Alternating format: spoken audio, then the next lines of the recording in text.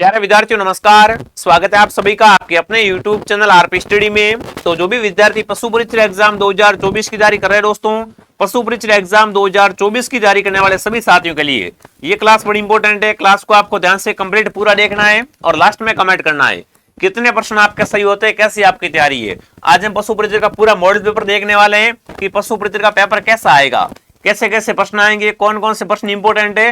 तो इस पेपर को आप ध्यान से पूरा देखिए और लास्ट में कमेंट कीजिए कि आपकी तैयारी कैसी है। तो चलिए विद्यार्थियों, क्लास का पहला ही क्वेश्चन आपके सामने आ चुका है। क्या पूछा है आपसे पूछा निम्नलिखित में से सुरती किसकी नस्ल होती है। नस्ल का नाम है सुरती। सुरती होती है ना, ये किसकी नस्ल होती है विद्यार्थियों? भेड़, गाय, भैंस या बकरी? तो देखो सुरती दोस्तों क्या है, भैंस की नस्ल है। सुरती क्या होती है?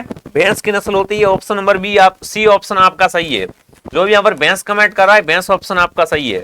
अगला सवाल आपके सामने, बकरी की किस नस्ल को जादुई बकरी कहते हैं?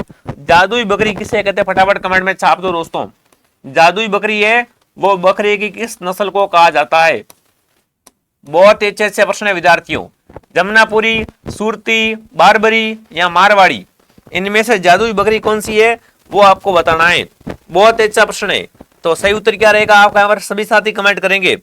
Very good, Jamunapari. जमुनापुरी को क्या कहते हैं दोस्तों? जादुई बकरी कहते हैं। जमुनापुरी बकरी होती है, इसे क्या कहा जाता है? जादुई बकरी कहा जाता है। अगला सवाल आपके सामने आ चुका है, सुवर्णगिरी। सुवर्णगिरी किस किले को कहते हैं? सुवर्णगिरी किला कौन सा? फटाफट कमेंट करेंगे। सुवर्णगिरी है वो कौन सा किला है, आपको यहाँ पर बताना है। बहुत ही प्यारा प्रश्न पूछा आपसे। सुवर्णगिरी किला है वो किसे कहा जाता है? फटाफट सभी साथी कमेंट करेंगे। देखिए, जैसलमेर किला, जयगढ़ किला, चित्तौड़गढ़ किला या जालोर किला? दो तो कट गए, ऑप्शन दो बच्चे, फटाफट बताओ। तो बिल्कुल सुवर्णगिरी किला आपका कौन सा किला है? जालोर किला है। अगर आप सवर्णगिरी पूछे, सवर्णगिरी सवर्णगिरी है वो आपका जैसलमेर का है। सवर्णगिरी किला कौन सा है दोस्तों? जैसलमेर का। और सुवर्णगिरी है वो जालोर का है। दोनों में आपको ध्यान रखना है। ऑप्शन डी आपका सही है। जो भी ऑप्शन डी कमेंट कर रहा है, वेरी गुड। अगला सवाल आपके सामने, मयूर ध्वजगढ़ किस किले को कहते हैं? मयूर ध्वजगढ़ है वो किस किले को कहा जाता है? मेहरानगढ़ दुर्ग, सोनारगढ़ दुर्ग, गागरोन या रणथंभौर? देखो, मेहरानगढ़ दुर्ग है आपका जोधपुर में। मेहरानगढ़ दुर्ग कहां पर है विद्यार्थियों? मेहरानगढ़ दुर्ग बिल्कुल आपका जोधपुर में है। मयूर ध्वजगढ़ भी इसे कहते हैं, ठीक है। और ये किस पहाड़ी पर बना हुआ है? चिड़िया टूक पहाड़ी पर है। मेहरानगढ़ दुर्ग दोस्तों किस पहाड़ी पर है? चिड़िया टूक पहाड़ी पर है, ये आप ध्यान रखना। तो जो भी ऑप्शन ए कमेंट कर रहा है, ऑप्शन ए आपका सही है। ये दुर्ग जोधा का है। किसका दोस्तों? राव जोधा का दुर्ग है। अगला सवाल आपके सामने मिलान करने वाला है।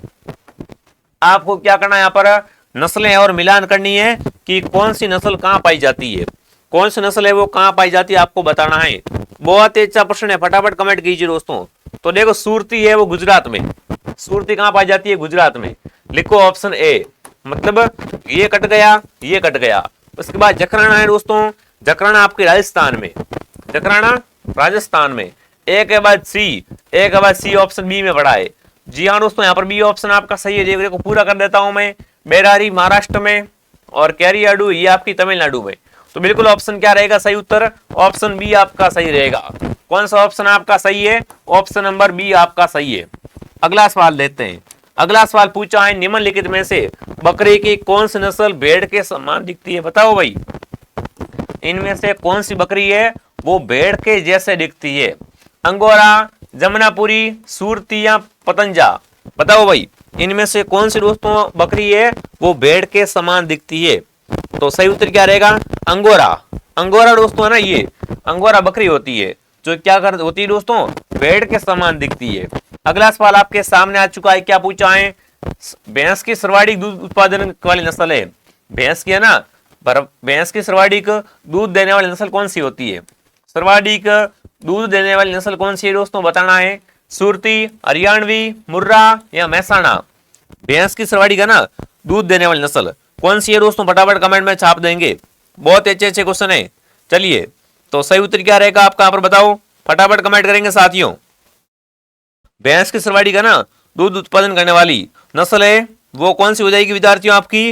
वो हो जाएगी बिल्कुल मुर्रा। मुर्रा, क्या बात है ना। बिल्कुल यहाँ पर क्या रहेगा? मुर्रा ऑप्शन आपका सही है।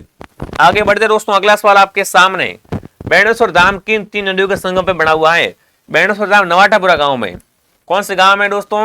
नवाटापुरा गांव। नवाटापुरा गांव किस जिले में है? डूंगरपुर में।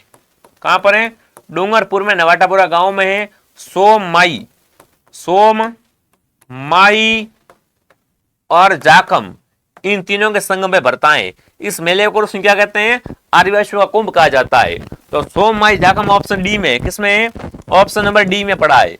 डी ऑप्शन आपका सही है। अगला सवाल आपके सामने, प्राचीन पांडुपोल मंदिर कहां पर है? इंपॉर्टेंट प्रश्न है विद्यार्थियों। पांडुपोल मंदिर कहां पर है? अजमेर में, जयपुर में, अलवर में या दौसा में? तो पांडुपोल मंदिर आप अगर पूछ ले एग्जाम में, इन्होंने यहाँ पर माना जाता है पांडुपोल में क्या है दोस्तों? पांडवों ने अपना है ना अज्ञातवास का 1 वर्ष बिताया था, इसलिए इसे पांडुपोल मंदिर कहते हैं, जो कि आपका अलवर में। कहां पर है दोस्तों? पांडुपोल, अलवर में। अगला सवाल आपके सामने, राजस्थान में पाई जाने वाली सबसे अच्छी भारवाही नस्ल कौन सी है? सबसे अच्छी भारवाही नस्ल, बहुत इंपॉर्टेंट प्रश्न है। राजस्थान में पाई जाने वाली सबसे अच्छी भारवाही नस्ल नागौरी, राठी, हरियाणा या थार पारकर? ये सारी गायों में से अगर बात करें विद्यार्थियों, तो नागौरी बेल क्या करते हैं दोस्तों? कृषि कार्य के लिए अच्छे होते हैं। और भारवाही है ना, ये भारवाही भी दोस्तों क्या है? बढ़िया तरीके से। तो जो भी ऑप्शन ए कमेंट कर रहा है, नागौरी ऑप्शन आपका सही है, ठीक है ना? नागौरी ऑप्शन आपका सही रहेगा। अगला सवाल आपके सामने है, सबसे लंबा दूध काल गाय की कौन सी नस्ल का है? यानी सबसे अधिक दिन तक दूध कौन सी गाय देती है? थार पारकर, मालवी, जर्सी या गिर? बताओ भाई, सर्वाधिक लंबा दूध काल है ना, किस गाय का है? जर्सी का। जो भी जर्सी कमेंट कर रहा है, जर्सी का दूध काल, ठीक है ना, जर्सी का दूध काल है वो सर्वाधिक लंबा है। जो भी ऑप्शन सी कमेंट कर रहा है, सी सही है। अगला सवाल आपके सामने आ चुका है। क्या पूछा दोस्तों आपसे? बूंदी में रंग महल का निर्माण किसने करवाया? रंग महल कहां पर है? बूंदी में है ना। इसका निर्माण किसने करवाया? रतन सिंह ने, भाव सिंह ने, छत्रसाल ने या माधव सिंह ने? बूंदी के रंग महल का निर्माण किसने करवाया था विद्यार्थियों? छत्रसाल ने। बिल्कुल, जो भी छत्रसाल कमेंट कर रहा है, ऑप्शन सी आपका सही है। अगला सवाल, राजस्थान में दानचंद चोपड़ा की हवेली कहां स्थित है? दानचंद चोपड़ा की हवेली, किसकी दोस्तों हवेली की बात हो रही है? यहाँ पर दानचंद चोपड़ा की हवेली की बात हो रही है। बिल्कुल, राजस्थान में दानचंद चोपड़ा की हवेली कहां पर है? अगर आपसे पूछे एग्जाम में, तो बिल्कुल ये कहां पर हो जाएगी विद्यार्थियों? फटाफट कमेंट करेंगे साथियों। सुजानगढ़ चूरू में। कहां पर है? सुजानगढ़ चूरू में क्या है दोस्तों? दानचंद चोपड़ा की हवेली है। ऑप्शन डी आपका सही है। अगला सवाल आपके सामने, राष्ट्रीय ऊंट अनुसंधान केंद्र कहां पर है? वेरी वेरी इंपॉर्टेंट प्रश्न है, एग्जाम में पक्का आएगा। ऊंट अनुसंधान केंद्र जोड़बीड़ बीकानेर, मखदूम मथुरा, हिसार हरियाणा, अविकानगर में? राष्ट्रीय ऊंट की अनुसंधान केंद्र की बात करें तो सही उत्तर रहेगा जोड़बीड़। क्या रहेगा? जोड़बीड़ में। इसकी स्थापना दोस्तों कब हुई थी? 1984 में इसकी स्थापना जोड़बीड़ बीकानेर में हुई थी। जो भी ऑप्शन ए कमेंट कर रहा है, ऑप्शन ए आपका सही है। अगला सवाल आपके सामने पेश है, रेगिस्तान में पुलिस व सेना के कार्यों के लिए ऊंट की उपयुक्त नस्ल कौन सी है? बताओ भाई, रेगिस्तान में सेना और जो पुलिस के कार्य होते हैं उसको करने के लिए ऊंट की सर्वश्रेष्ठ नस्ल कौन सी है विद्यार्थियों? बीकानेरी, गोमठ, जैसलमेरी या मेवाड़ी? तो देखो, रेगिस्तान जैसलमेर, बिल्कुल जैसलमेरी की कैमल सफारी बहुत प्रसिद्ध है, और ये जैसलमेर नस्ल है ना, इससे क्या है? सेना में कार्य भी करवाया जाता है। अगला सवाल आपके सामने आ चुका है, बकरी में यौन आरंभ की अनुमानित आयु क्या है? बकरी में दोस्तों ना यौन आरंभ की अनुमानित आयु क्या होती है? 4 से 12 महीने, 6 से 18 महीने, 18 से 24 महीने या 10 से 24 माह? बकरी में दोस्तों ना यौन आरंभ की अनुमानित आयु पूछी है, तो सही उत्तर क्या रहेगा बताओ? फटाफट एक बार कमेंट कीजिए विद्यार्थियों। वो है 4 से 12 महीने, 4 से लेकर 12 माह। जो भी ऑप्शन ए कमेंट कर रहा है, ऑप्शन ए आपका सही है। अगला सवाल आपके सामने, मध्य चक्र को बांटा जाता है, बताओ भाई, मध्य चक्र को बांटा जाता है 2 भागों में, 3 भागों में, 4 भागों में या 6 भागों में? बिल्कुल फटाफट कमेंट कर देंगे साथियों। सही उत्तर क्या रहेगा? 4 भागों में। जो भी 4 भाग कमेंट कर रहा है, 4 भाग ऑप्शन आपका सही है।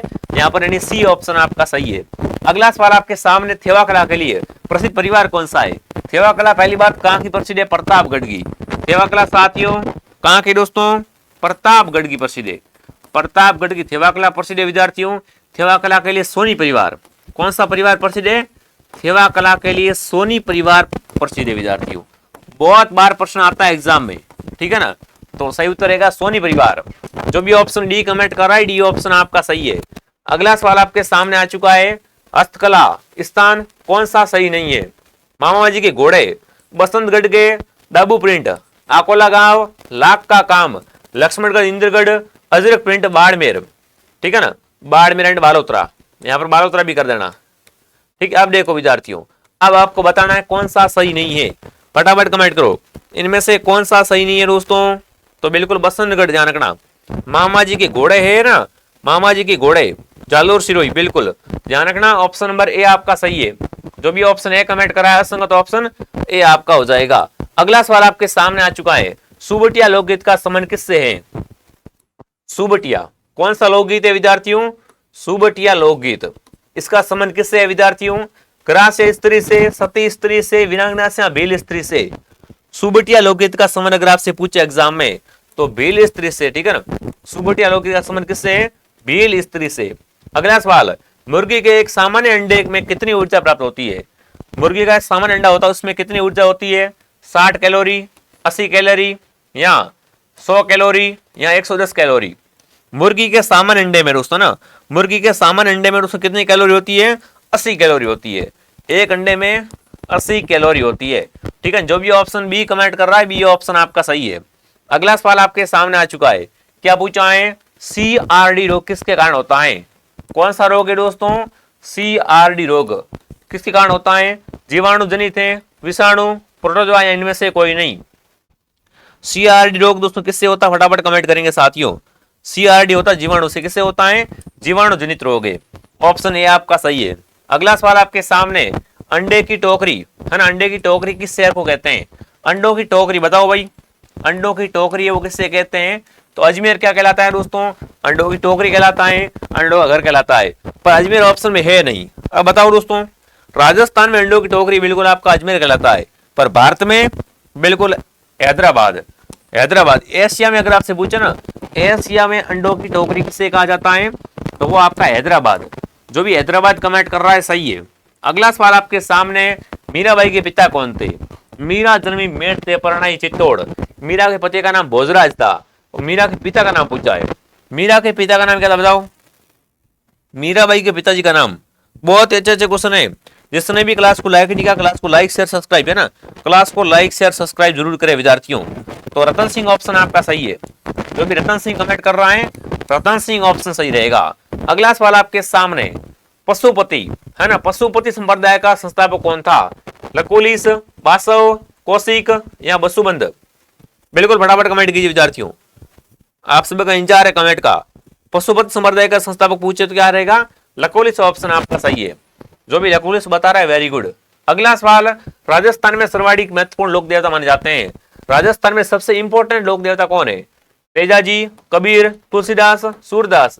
सीधी बात है तेजाजी। जो भी ऑप्शन है कमेंट करा है तेजाजी को है ना, तेजाजी को धौलावीर भी कहते हैं। अगला सवाल आपके सामने, पाबूजी का मुख्य तीर्थ स्थल। पाबूजी क्या है? ऊंटों के देवता है। पाबूजी को ऊंटों के देवता कहते हैं विद्यार्थियों। मारवाड़ में सर्वप्रथम ऊंट किसने लाए थे विद्यार्थियों? मारवाड़ में सर्वप्रथम ऊंट लाने का श्रेय पाबूजी को जाता है। पाबूजी ऊंटों के देवता हैं। पाबूजी की उन्होंने रेबर जाति होती है और पाबूजी का तीर्थ स्थल, पाबूजी का मुख्य तीर्थ स्थल कोल, कहां पर है? कोलमुंड में। जो भी ऑप्शन सी कमेंट कर रहा है, सी ऑप्शन आपका सही है। अगला सवाल दोस्तों, पारंपरिक आहार देने वाली मुर्गी की आयु होती है। पारंपरिक आहार लेने वाली मुर्गी आयु उसकी कितनी होती है? 20 सप्ताह, 12 सप्ताह, 8 सप्ताह, 6 सप्ताह? पारंपरिक आहार देने वाली मुर्गी की जो आयु होती है विद्यार्थियों, वो आपको बताना है।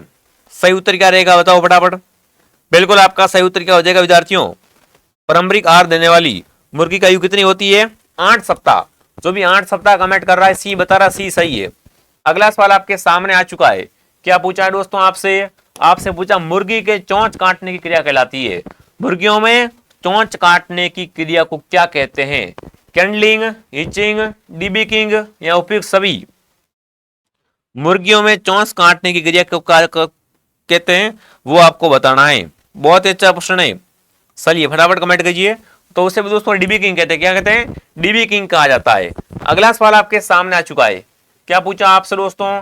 आपसे पूछा हाथी महोत्सव आयोजन करते हैं, बताओ भाई हाथी महोत्सव कहाँ मनाते हैं? हाथी महोत्सव कहाँ मनाया जाता है? उदयपुर, कोटा, अलवर या जयपुर? हाथी महोत्सव का आयोजन है वो जयपुर में। हाथी महोत्सव का आयोजन मार्च में जयपुर में किया जाता है विद्यार्थियों, ध्यान रखना, ठीक है ना। अगला सवाल आपके सामने आ चुका है, राजस्थान में पोमचा क्या है ना। महिलाओं की ओढ़नी विशेष को कहते हैं, पुरुषों का सापा है, महिलाओं की ऊन की साल है, या आदिवासी महिलाओं में वस्त्र है। बताओ भाई, पोमचा, पोमचा पीले रंग का होता है और ये क्या है, महिलाओं की विशेष ओढ़नी है जो पुत्र के जन्म पे, पुत्र के जन्म पे ओढ़ी जाती है। जो भी ऑप्शन ए कमेंट कर रहा है, ऑप्शन ए सही है।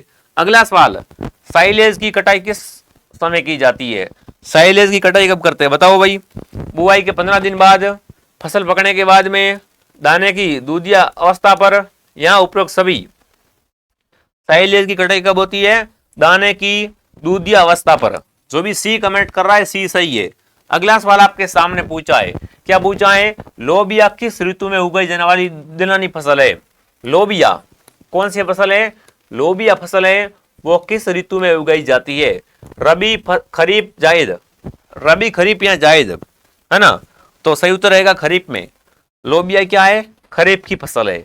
अगला सवाल आपके सामने, पशुओं में गलघोटू बीमारी का कारण है। पशु में कौन सी बीमारी दोस्तों, गलघोटू बीमारी। और पशु रोग से 1% तो 100% आएगा।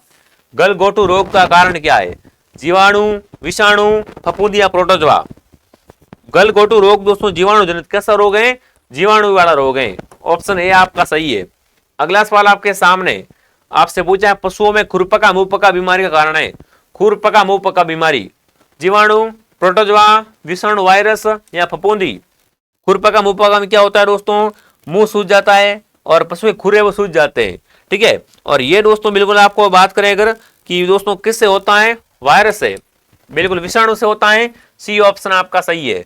अगला सवाल आपके सामने, रकन किसका आभूषण है। रकन कहाँ पहनते बताओ भाई। रकन हो गया, चोंप हो गया। रकन का नाम लिया ना तो मुझे चोंप की भी साथ में याद आ गई। फटाफट कमेंट कीजिए विद्यार्थियों। चोंप पूछे तो भी एक ही बात है, रकन पूछे तो भी एक ही बात है। दोनों क्या है, दांत के आभूषण है। दोनों क्या है दोस्तों, दांत के आभूषण है। बिल्कुल सोने या चांदी की क्या है, दांतों में कील जड़वाई जाती है। अगला सवाल आपके सामने आपसे पूछा है दोस्तों, तिमणिया नामक आभूषण कहाँ पहनते हैं।